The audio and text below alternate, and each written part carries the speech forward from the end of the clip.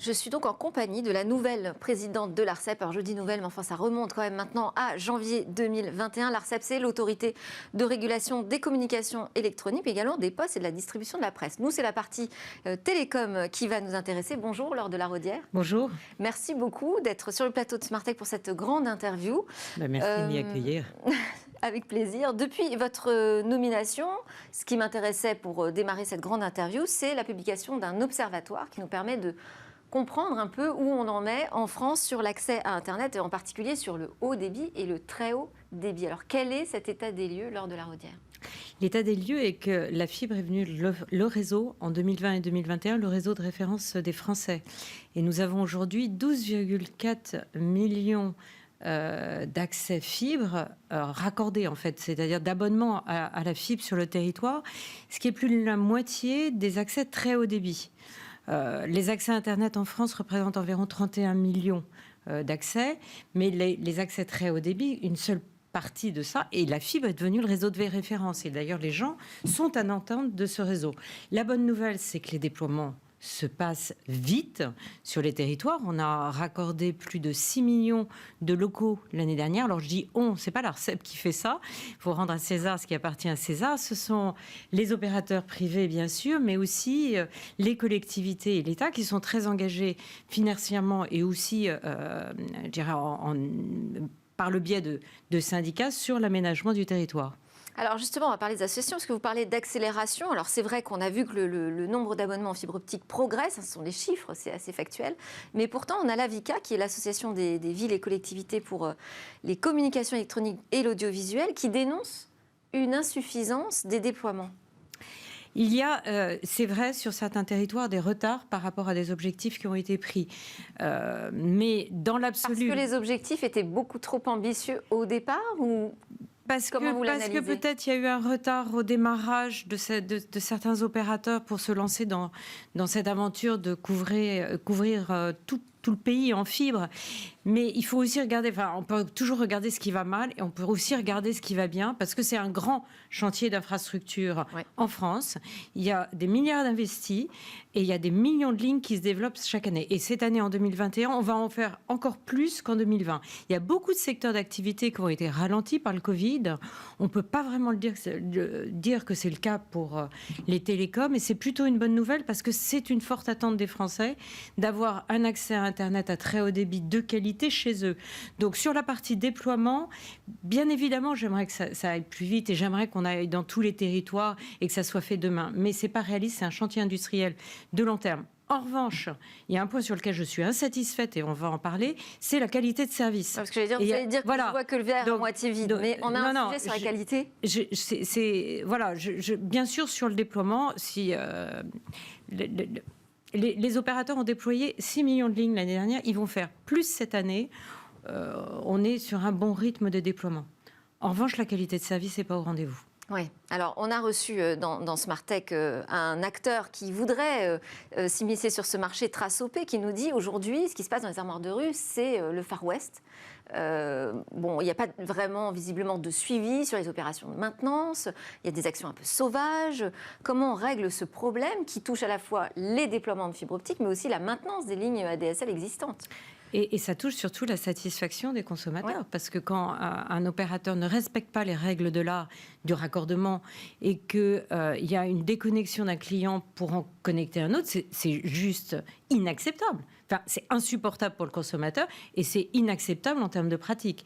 Donc depuis un certain temps, depuis plusieurs mois, l'ARCEP a mis en place un groupe de travail entre tous les opérateurs pour repréciser les règles de l'art du raccordement et puis mettre en place une feuille de route qui permettra de tracer l'ensemble des interventions des opérateurs et savoir qui est responsable de quoi. Donc ça permettra, parce qu'aujourd'hui la difficulté c'est que c'était ni vu ni connu, je débranche d'un côté et je rebranche et on sait pas quel opérateur commercial a pratiqué ainsi. Donc là, et c'est en train de se déployer, la bonne nouvelle c'est que c'est en train de se déployer et donc j'attends des résultats et une amélioration de la qualité de service dans le raccordement fibre rapidement maintenant. Bon, alors il restera à régler aussi le problème de compétences. Visiblement, on manque aussi de compétences techniques. Bon, ça, c'est plus un sujet emploi. Autre thématique qui vous intéresse, c'est les réseaux mobiles. Il y a eu un engagement qui a été pris par les opérateurs sur la couverture des territoires. Pareil, on en est où aujourd'hui ? Oui, c'est dans le cadre du New Deal qui a été lancé par l'État en 2018 et qui vise en fait à demander des engagements en fait aux opérateurs de déployer un certain nombre d'antennes en échange en fait du renouvellement de la durée d'utilisation des fréquences. Ce qui a été très nouveau et vraiment un changement de paradigme complet, c'est qu'on n'a pas raisonné en taux de couverture de la population. On a dit aux opérateurs, vous avez tant d'antennes à déployer et c'est les collectivités sur le terrain qui vont choisir les zones à couvrir. Et ben, il se trouve qu'au départ, les opérateurs n'y croyaient pas beaucoup. Des déploiements plus ciblés en fonction des urgences et des besoins des territoires. Dans chaque département, il y a un comité de pilotage qui est en général animé par l'État qui va dire cette année, sur les 5, 6, 10 antennes qu'on doit déployer dans le cadre de ce projet de couverture, on va choisir telle commune plutôt que telle autre. Et ça se passe bien. La bonne nouvelle, ça se passe bien. Il y a déjà 830 antennes qui ont été mises en service dans le cadre de ce programme. Ça se passe bien aussi parce que les antennes sont majoritairement mutualisées, ce qui est une forte attente des territoires ruraux. Donc, je crois qu'on a plus de 803 antennes sur les 830 qui ont les 4 opérateurs. Les collectivités trouvent que c'est un bon programme et c'est une bonne façon d'avancer sur la couverture numérique du territoire. Et les opérateurs ne s'en plaignent pas non plus. Donc, on parle d'antennes 4G. Et même la Cour des comptes, qui a rendu un rapport devant le Sénat la semaine dernière, dit que c'est une bonne politique publique. Elle émet des recommandations. On parle d'antenne 4G, juste pour préciser. Alors, on parle d'antenne 4G. Dans le cadre du New Deal aussi, il y a un point très important qui a été la généralisation en fait, de toutes les antennes en 4G. Beaucoup d'antennes, un peu moins de la moitié, étaient encore en 2G, 3G avant ce programme. Aujourd'hui, 99% des antennes en France sont 4G. Donc la généralisation de la 4G a eu lieu grâce à ce programme New Deal. Et là, on est en plein dans le déploiement de la 5G. Il va y avoir aussi des nouvelles attributions de fréquences pour arriver à cette 5G qui nous promet monts et merveilles, plein de nouveaux services et de nouvelles fonctionnalités. Ça arrivera a priori après l'échéance présidentielle, la nouvelle présidence. Alors, la nouvelle bande de fréquence dont vous parlez, c'est une bande qu'on appelle la bande millimétrique de 26 GHz. Et oui, l'attribution de fréquence arrivera après, sans doute fin 2022. Pour l'instant, l'ARCEP réalise beaucoup d'interviews, beaucoup d'auditions, de rendez-vous avec les acteurs susceptibles d'utiliser cette bande qui a des caractéristiques très spécifiques. C'est pas pour aménager le territoire, la bande 26 GHz, parce que les ondes ne se diffusent pas très loin. Mais en revanche, la bande de fréquence est très large, donc elle permet des très hauts débits.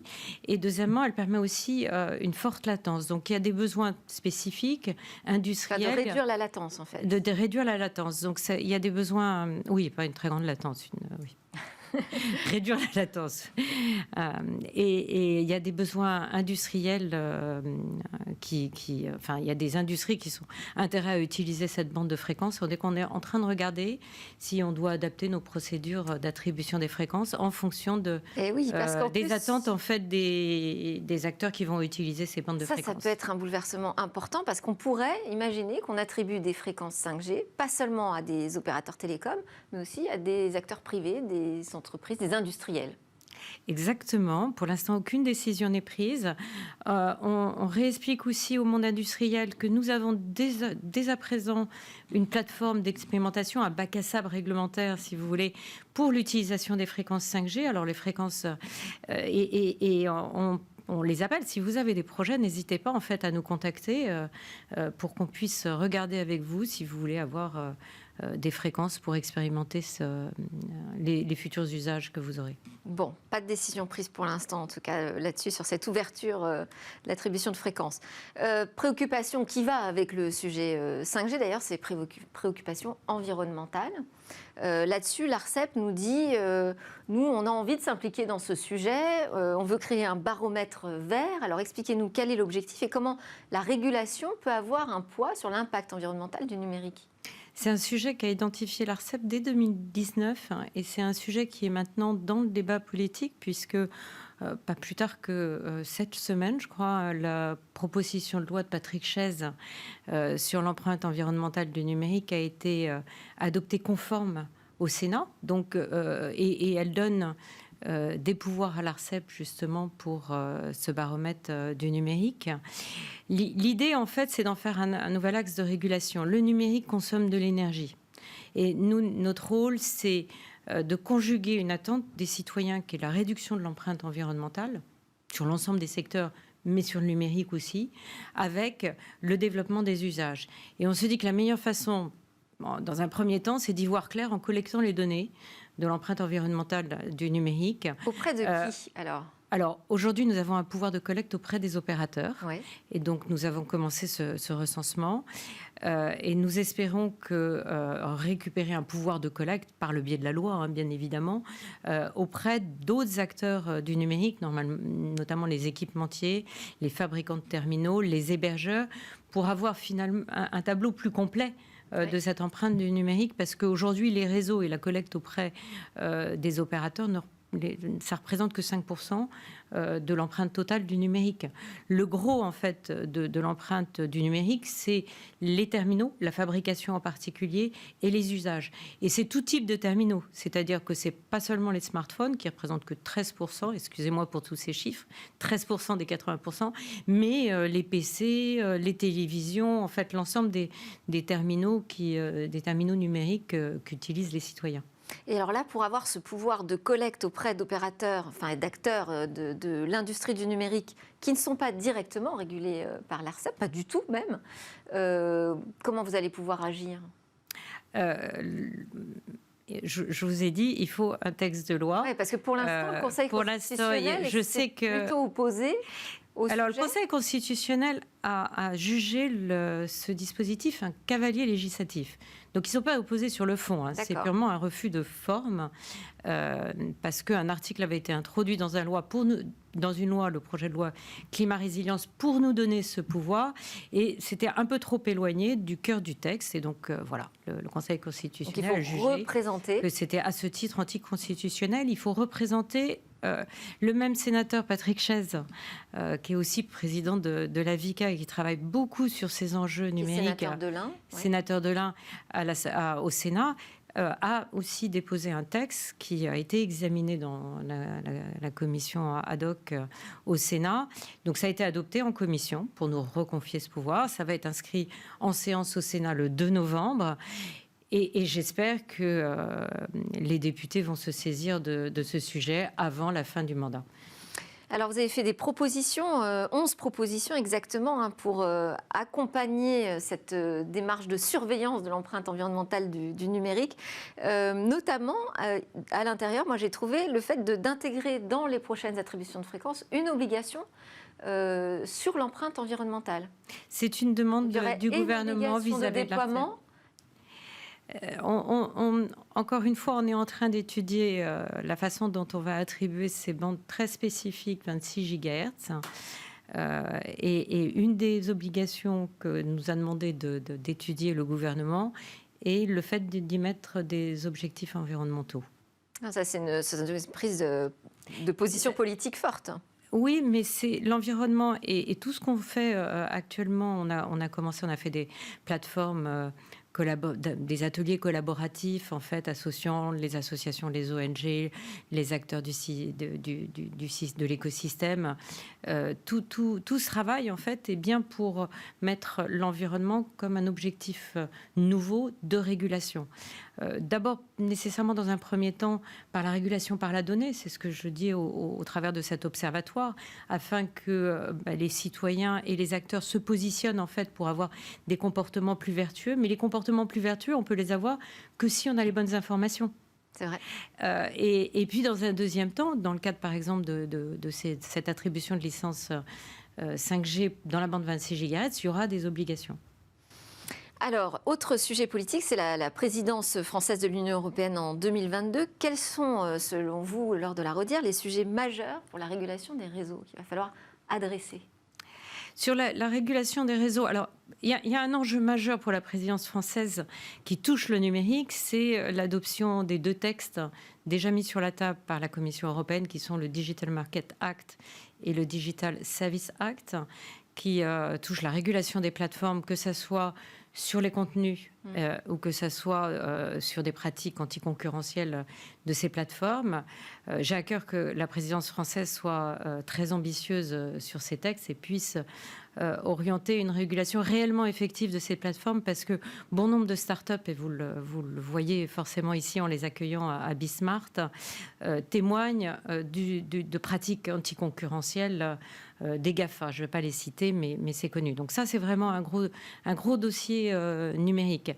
Les autres enjeux, je pense, sont autour du cloud et d'accès au cloud. Et aussi, moi, mon rêve depuis longtemps, quand j'étais députée, je l'ai aujourd'hui, avoir une meilleure symétrie, en fait, des flux donc des flux financiers, parce que les flux de réseau, on peut pas les réguler sans atteinte à la neutralité d'Internet. Et je suis très attachée à la neutralité. Mais une régulation, en fait, avec une terminaison d'appel data entre les opérateurs, en fait, et les acteurs qui injectent énormément de flux, que sont les GAFA. Parce qu'aujourd'hui, on a quand même, et c'est ce que me disent les opérateurs, mais c'est pas complètement faux non plus, c'est que les investissements majeurs en termes de réseaux, infrastructures, sont du côté des opérateurs, et ceux qui utilisent ces réseaux sont du côté des GAFA. Et peut-être au niveau européen, il y a matière à réguler ce marché d'interconnexion. Mais avec prudence aussi, hein, c'est voilà. Sans toucher, en tout cas, je voudrais repréciser, sans toucher à la neutralité d'Internet telle qu'elle est définie dans la directive et le règlement européen. Sur cette question, justement, très cœur de business pour les opérateurs, ça bouge aussi énormément, puisqu'on a un câble Facebook et un câble Google sous-marin qui arrivent sur les côtes françaises. C'est-à-dire que ce ne sont plus des câbles qui sont posés, opérés, gérés par les opérateurs traditionnels télécoms. Ça, c'est un sujet d'inquiétude aussi pour l'ARCEP. C'est un sujet de souveraineté. Donc, c'est un sujet qui touche plus l'État directement que l'ARCEP. Et c'est pour ça que c'est extrêmement important de veiller à ce que Alcatel ASN continue à déployer des câbles sous-marins sous drapeau européen, puisqu'on ne peut plus dire que c'est un drapeau français, puisque c'est maintenant devenu une filiale de Nokia. Mais c'est extrêmement important pour l'Europe qu'on continue à avoir ces compétences de développement des câbles sous-marins, oui. Ça n'a aucune incidence sur la régulation, parce que vous êtes un opérateur, vous régulez les opérateurs de réseau. Le fait d'avoir des nouveaux acteurs sur ces câbles sous-marins, ça n'a aucune incidence? Mais écoutez, là, je joue mon joker. À voir, pour les choses pourraient peut-être évoluer là-dessus. Voilà, je n'ai pas encore été confrontée à cette question, donc je joue mon joker. Et oui, ça bouge très très vite dans les télécoms. Alors, on va terminer ce grand entretien par des questions rapides, express, un peu plus personnelles. Je vais vous demander, pour commencer, lors de la redire, quels sont vos rêves? Écoutez, j'ai un rêve que quand j'arrêterai de travailler, je fasse à pied, pendant le temps qu'il faudra, le chemin de Saint-Jacques-de-Compostelle. J'aime marcher, j'aime courir surtout, parce que je trouve que marcher prend du temps et que j'ai peu de temps. Et donc, je me suis mis, quand j'étais députée, à la course à pied en courant 3 fois par semaine. Et je pense que marcher sur un chemin comme ça permet de continuer à se connaître, d'apaiser l'ensemble de soi-même, et peut-être certainement, quand on arrête de travailler après une vie très active, d'ouvrir sereinement la page de la retraite. Mais j'y pense pas du tout aujourd'hui à ma retraite, parce que les gens disent c'est un rêve. Possible. On est dans le rêve, de toute façon. Ouais, c'est le rêve, parce que je ne vois pas comment je peux le faire aujourd'hui et prendre le temps de faire le chemin de Saint-Jacques-de-Compostelle en une seule fois. Voilà. Vos peurs ou votre grande interrogation? Certainement de me retourner, en fait, après une mission, alors que ce soit celle de député ou que ce soit celle de président de l'ARCEP, en disant « j'ai servi à rien ». Ouais. Et le futur des télécoms, vous l'imaginez comment? Je suis assez optimiste, en fait. Alors, j'ai une inquiétude sur la qualité de service, je crois que les opérateurs l'ont entendu, c'est-à-dire qu'il faut bien qu'ils gardent une fibre industrielle. il y a des consommateurs et il y a une exigence et une importance en fait de la qualité de service des accès, de ce qu'ils fournissent pour les citoyens qu'il faut respecter. Voilà, ça c'est. Je pense qu'en France, on a la chance en fait d'avoir investi tôt sur la fibre. On arrive à la toute fin. En un mot. Ouais. Et en un mot, je pense que qui seront forts en fait, et ils sont forts par les exigences qu'a eu l'ARCEP et la régulation dans les années précédentes. Merci beaucoup, Laure de la Rodière, présidente de l'ARCEP. C'est une course de fond, cette régulation. Merci à tous de nous avoir suivis. À suivre, c'est le grand rendez-vous dans l'espace.